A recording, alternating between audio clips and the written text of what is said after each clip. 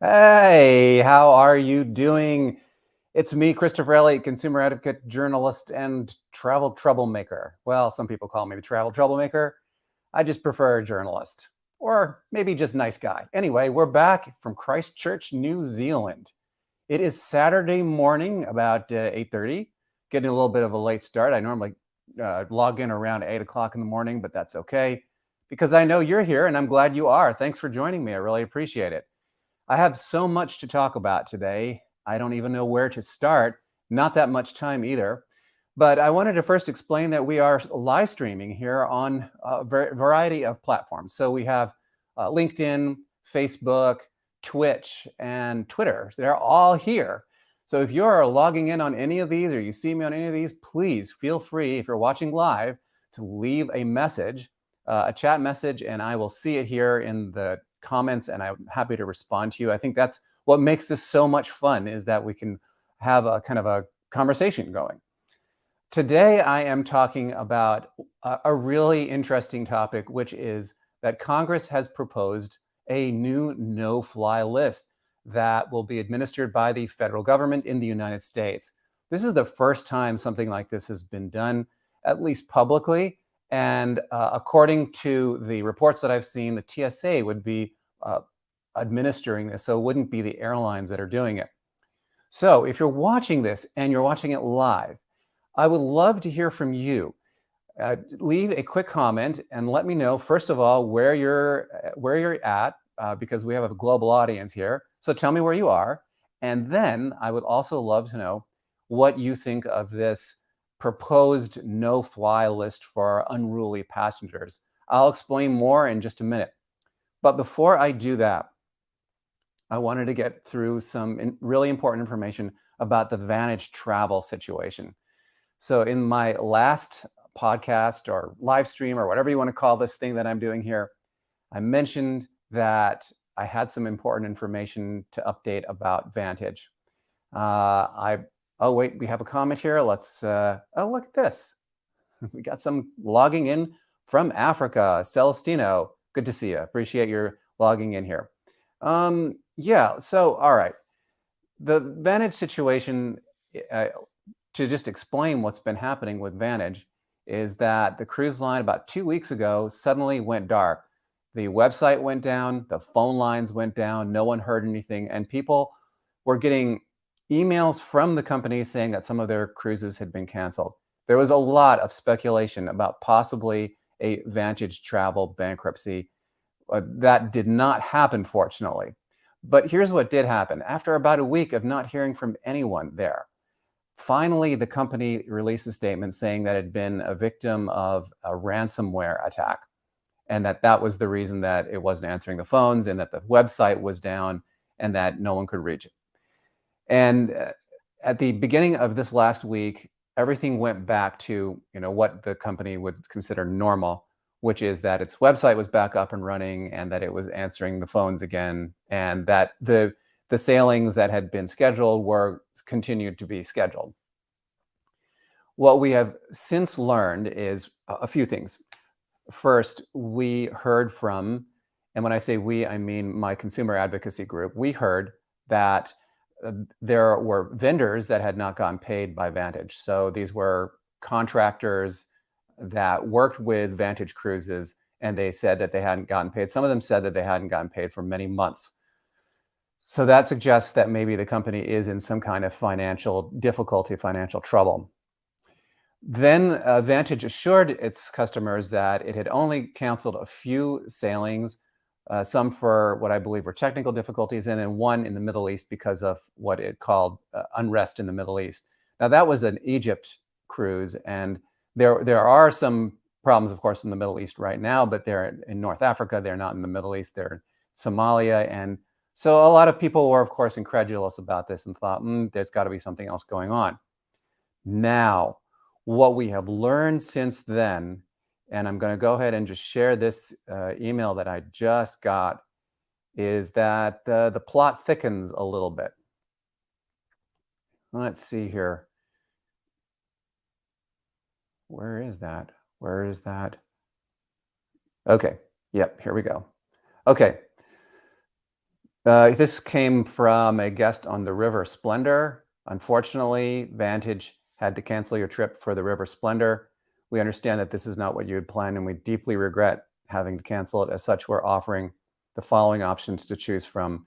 So this would be either you move to a different cruise in 2023 or 24 with price protection, an alternate Splendor itinerary with price protection, and then also a different river cruise with potential credit, and then another cruise. Or you could get a refund. Now, the person that I heard from on this said it looks to me like a lose-lose because there's a possibility that the new cruise might be canceled, but there's also a possibility that I'll never get my money back. And this is the one thing that I had not mentioned, is that these Vantage passengers have not been getting their refunds in a timely manner. Some of them have been waiting for a year, even 2 years, to get their money back. Now, I have talked to the company about that situation, and they say that they're working really hard to get the money back. But customers do suspect that there's more going on. And my journalistic sixth sense tells me that we're not getting the entire story on Vantage. So that's the situation that we have right now with Vantage. We will see what happens. I will keep you updated, I promise. So if you have questions about the Vantage situation, and that's the reason that you're tuning into this live stream, I will keep you updated, of course. We have more comments here. Oh, Christine, good to see you again. Glad you tuned in. She says, hello from Baltimore. I'm not sure about the no-fly list. I've never experienced any unruly people on a flight. Rude maybe, but not unruly. I haven't flown for 6 years, however. Well, that's probably why.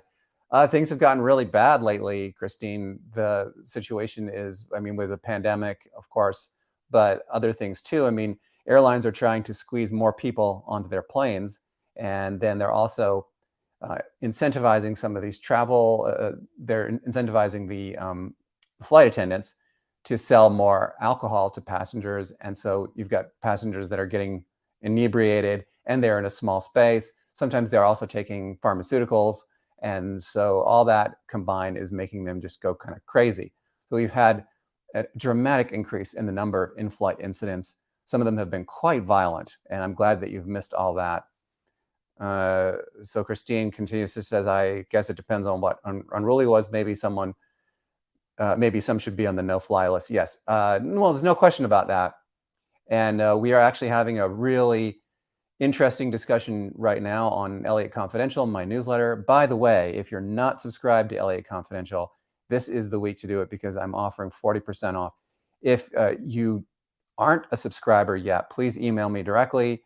My email address, you can find that anywhere. It's chris@elliott.org. So it's chris@elliott.org. And I'll send you a link where you can get the 40% discount. Sam is back. Hey, Sam, good to see you. Do you think Vantage is the first of others? Ooh, good question. Yeah, I have heard rumblings about other cruise lines, luxury cruise lines, that may be in trouble. We've already had, we had the Crystal bankruptcy, of course, and then they are under new ownership now, but there may be others. I don't know anything firsthand, but if you have a riverboat cruise or a luxury cruise or some sort of luxury tour that's scheduled for this summer, this might be a good opportunity to look into things like travel insurance in case there's a cessation of operations.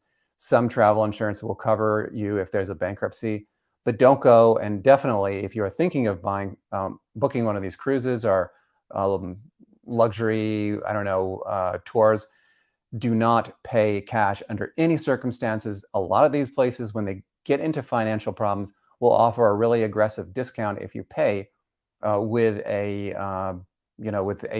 or with cash or by check. Don't do that, because once you do that, your money is gone. So definitely do not do that. Oh my goodness. Yeah. Oh my goodness. How true. Sam says alcohol is a big problem, but airlines get slammed if they stop serving adult beverages.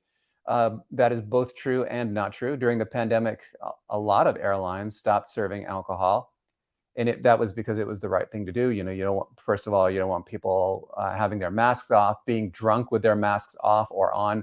Very bad thing. But of course, there's demand for alcohol, as you say.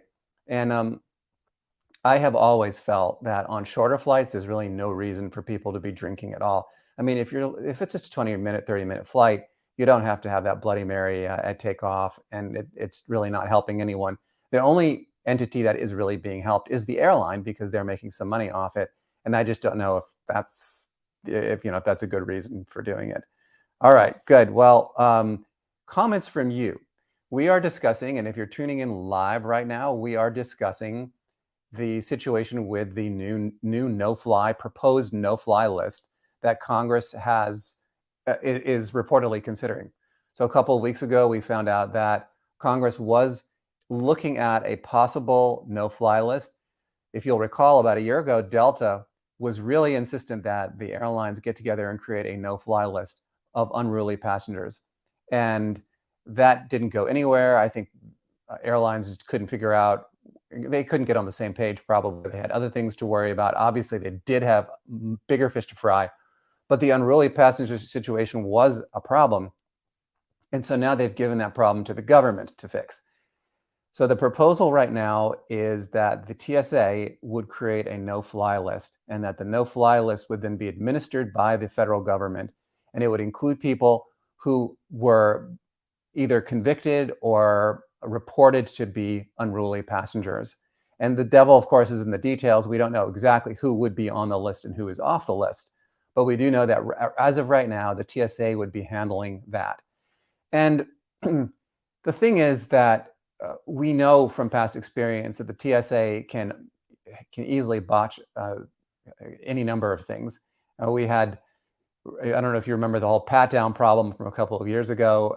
That still, of course, exists, but the TSA has many, many operational problems. Giving them one more job, I don't know if that's going to be such a good idea. But of course, the issue then would be, who is going to, who will determine who gets on the list? What kind of input will airlines have? Is simply just reporting an unruly passenger incident enough to get you on the list? How long do you stay on the list? Is it a lifetime ban? How do you get off the list? So if you are tuning in live right now, please leave a comment. Tell me where you are and what you think of this list. Should the federal government, the US federal government that is, have a no-fly list? And while we're on the subject, if the US federal government does have a no-fly list, should it be shared internationally? Should that list go out to Interpol or some of the other agencies that handle, I don't know, law enforcement? And should maybe you be banned from flying anywhere at all, which would mean that if maybe you interfere with a flight crew, which could be anything, you could just disobey the orders of a flight attendant, you could end up on this list, and you could maybe never be able to fly anywhere again because your name would be on the list. So how far do we take this thing? And also, who really deserves to be on the list? Should it be hardened criminals, people who actually get convicted of a felony maybe? Or should it be just someone who has the audacity to question the orders of a flight attendant? Because that really is what's the textbook definition of interfering with a flight crew is if the flight attendant tells you to do something, you don't do it. Guess what? You've just interfered with a flight crew. A couple more of your comments here. Sam says, caution with airlines too, as some are flying close to the financial edge. Okay, now we're talking again about the issue of insolvency. Right now, the airlines in the United States are doing pretty good, actually. I mean, it changes so quickly, but if you had asked me this a year ago or a year and a half ago, I would have said, yes, these airlines definitely are not doing well, and we should watch out for a possible bankruptcy. But as of right now, I think they're doing okay. There's record demand. If they're not making money, they're really poorly run because everyone wants to fly, especially this summer. I think you're going to be okay with if you've got a flight in terms of a possible bankruptcy. Now, internationally, I don't know. There may be some carriers that are not doing so well internationally, but for now, you're okay here. Oh, what would be the pull? What would be the pull? I don't understand that question. I'm sorry. So what is? Oh, you know what? That's from yesterday. That's from yesterday. The new no-fly list. Let me share my screen with you here for a second, and because I have a couple of other things that I wanted to show you. Let's see. Um, where is where is that? Okay, I'm just gonna. This is today's Elliott Confidential. So if you're not subscribed to Elliott Confidential, please consider subscribing today because I have a 40% discount. If you email me, I will send you a link where you can get 40% off. It's a really, really excellent deal. Okay, so this is the discussion that we're having right now on Elliott Confidential about being on the no-fly list. It is a raucous discussion because we've got a lot of people here who have a variety of opinions, including me. I've been in there, and we had a poll. Of course, we had one of my famous binary polls. Who belongs on the no-fly list? So the two choices were only people convicted of an assault. So these are people who have felony convictions, who have hit a flight attendant or hit a crew member and maybe even went to jail. Should those people be on the list? Or option two, whoever the airlines want. And interestingly enough, 14% of the people who took the poll said whoever the airlines want. So in other words, and those are flight attendants, I don't know. So in other words, if something is, if an airline just doesn't like your face, or if they don't like the way you smell, or if maybe you took a back-to-back ticket or um, a hidden city ticket and you booked one of those, airlines don't like that either. Maybe you'll end up on the no-fly list. And the problem with this is that once an airline hands a name to the federal government and it goes out to all the other airlines, how do you take it off the list? How do you get it back? There's some real issues here that I think people have not taken enough time to think about. I think that Delta's request to create a no-fly list, a national no-fly list during the pandemic, was a knee-jerk reaction. And actually, Delta should have been looking at its own operations instead of trying to blame the passengers for what was going on. I think that if and really, oddly enough, Delta is not the worst of them. But if you give people a little bit more room, maybe don't ply them with alcohol as much, maybe they won't lash out at flight attendants and each other, and they'll behave. I mean, there have been unruly passengers for many years, but I've never seen anything quite like this. And I think also back during the pre-deregulation days in the 1970s, when everyone had plenty of room and people dressed up to go on a flight, you just didn't see any kind of, I mean, if there was an unruly airline incident, it made national news because it was so unusual. But now you have them almost every day. It's crazy. Anyway, really fascinating discussion here about this topic. So I hope that you subscribe to the newsletter and join in because we are definitely talking about some serious issues here. And if you're a policymaker in Washington and you're watching this, also a good idea to tune in because I think you might get some good ideas about how to do a no-fly list if you wanted to. Ultimately, though, I'm not so sure if a no-fly list is the right thing. I think that it may be an overreach by the government and overreach by the airlines. And I'm not sure if we're at that point yet where we want to do that. This is, after all, this is the United States still, and we still have due process. And if we want someone not to fly, we can lock them up. That's usually what happens is if you've been convicted of a crime, you go to jail. And that is being on the no-fly list. All right. Got some more comments here from Matt. Matt, nice to see you. What is the current no-fly list policy? Is it based on airlines' discretion? Yes, each airline has its own no-fly list. We've known about that for some time. I've written many stories about it. They keep their own no-fly lists, and as far as I know, they're not sharing those no-fly lists with others, although there may be some sharing with a code-share partner. I don't know that for a fact. If you work for an airline, maybe you know and you can tell me. Please feel free to, if you're watching this live, to leave a comment. But yeah, the idea would be that then all of the airlines would share their lists with the TSA, and then the TSA presumably would vet those names and make sure that they have been convicted of a crime, and then would add them to the federal no-fly list. Now, the airlines could continue to have their own separate list as well, which would, it might be a little bit confusing, especially if you have a common name.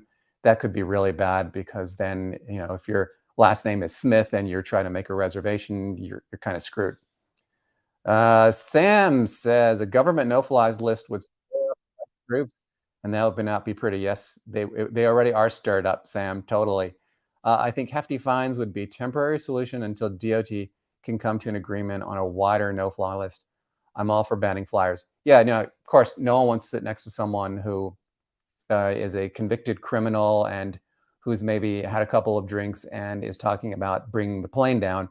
That we want to avoid something like that, clearly. But fines, yeah, there have been fines. The FAA has a zero tolerance policy that they adopted during the pandemic. I don't even know what that means. What did they tolerate violence before then? So having a zero tolerance policy, I would have assumed that they would have that policy the entire time. So saying that they now have a zero tolerance policy is kind of, I don't know. That does not exactly give me faith in the system.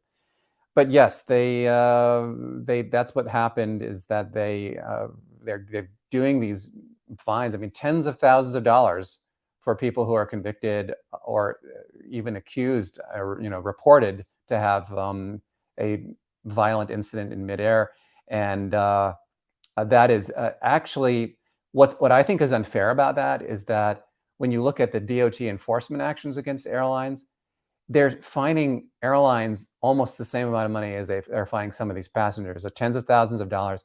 So for an airline, that's a joke. That's like going out for a joyride in your Porsche and then getting pulled over for doing 150 miles an hour in a 30-mile-an-hour zone.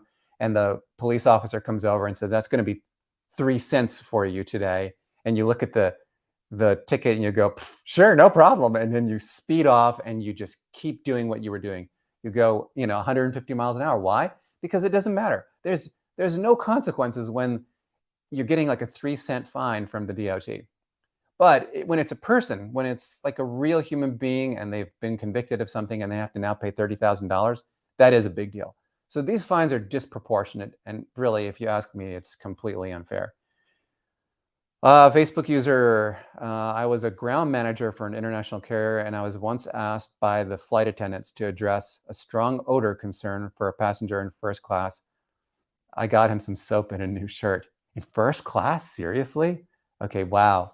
That's interesting. So if you are still watching, I would love to know, do you think passengers like that should be banned? There's a financial consideration here too, of course, because if you're sitting in first class, you paid a lot of money to be in that seat. Are you allowed to smell bad? Is that even permitted? But awfully nice of you to do that. I appreciate the feedback. You might also be able to answer this question, which is, do you know if these no-fly lists are shared between airlines currently or between code share partners? I would be interested in knowing that. Okay, do we have any more comments? No, okay. If you are watching this live, we have a few more minutes here. So if you're watching live, let me know where you're tuning in from and whether you think a no-fly list is a good idea. I think I've been pretty clear about what my thoughts are on a no-fly list. I think that an airline is free to keep its own no-fly list and to ban whoever it wants to as long as it's within the law.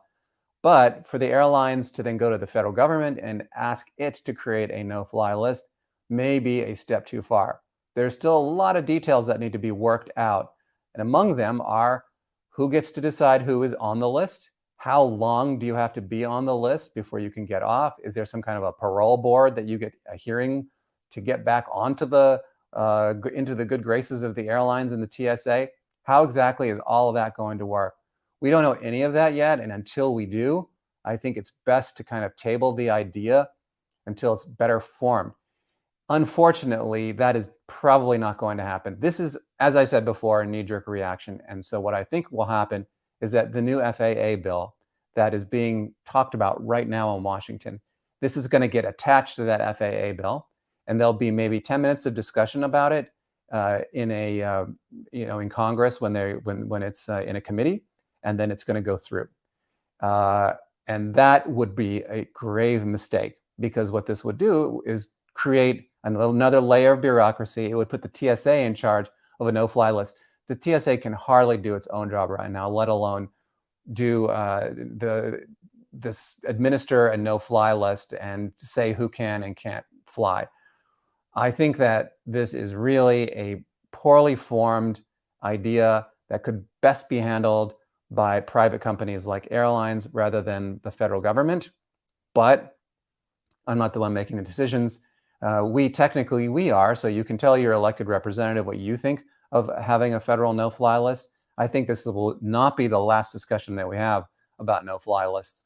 But as of right now, this idea of a national no-fly list is an absolute no-go. In my book, it's not going to fly. We do need to do something about the situation, but I'm not sure if this is it. So we are wrapping things up here. I am in Christchurch, New Zealand for a couple more days. It's cold and rainy and it's fall, but today I'm excited because the boys and I are going to go do our food tour, and we will report on that in our podcast tomorrow on Elliott Confidential. If you're subscribed to Elliott Confidential, you'll see that podcast there. And by the way, if you would like to get a 40% off subscription off a full membership in Elliott Confidential, just send me an email. I would be more than happy to send you a link, and you'll get 40% off. Oh, wait a minute. We've got one more. Well, we already did that one. The Vantage situation. Yes, we did talk about Vantage. We talked about Vantage at the very top of the live stream. So if you want to, once this is done, you'll be able to go back and watch that. But the Vantage situation, I'm definitely keeping my eye on the Vantage situation, and I'm not going to let this one go. We received several emails from very concerned customers who said that their cruises have been canceled, which is something that Vantage said it was not going to do. I have asked Vantage for some kind of a comment on the situation, and they have not commented at all. So I'm really not happy. Vantage is not in my, don't worry about it. It's easy. You just go back and you can find it there. Anyway, hey, I know it's still Friday on the East Coast. And so here I am one day ahead of you in New Zealand. Have a great weekend. And I may join you over the weekend too. We'll just have to see if there's some news to report. But I'm really glad that you spent some time with me, and enjoy the weekend. Talk to you soon. Bye.